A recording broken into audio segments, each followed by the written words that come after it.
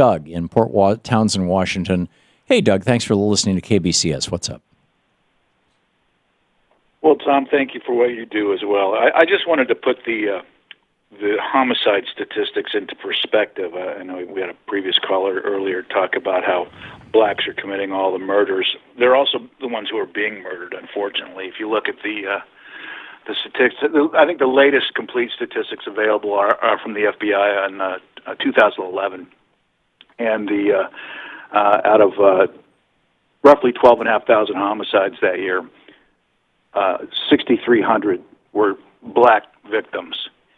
And of the perpetrators, 5,400 were of black offenders, but over 4,000 were unknown. So I think if you put that in perspective, that African Americans are approximately 12% of our population, and yet they were just about exactly 50% of the murder victims. I think that pretty much backs up what your response was as to who's killing whom. Yeah. And the socioeconomic political ramifications of it. And I wanted to make one more quick point. I just filled out my ballot today, and we're voting on, I don't know if you know about Initiative 522 here in Washington, which is calls for the labeling of genetically modified organisms in our food. Yeah. And it was a grassroots effort filed initially by a vegan couple in Tacoma.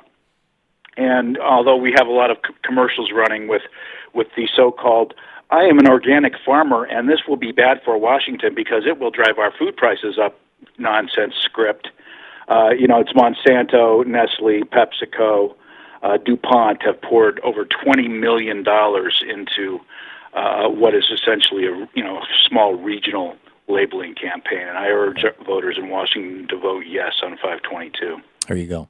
If you're in Washington State. And is tomorrow the day that you can actually go to the polls?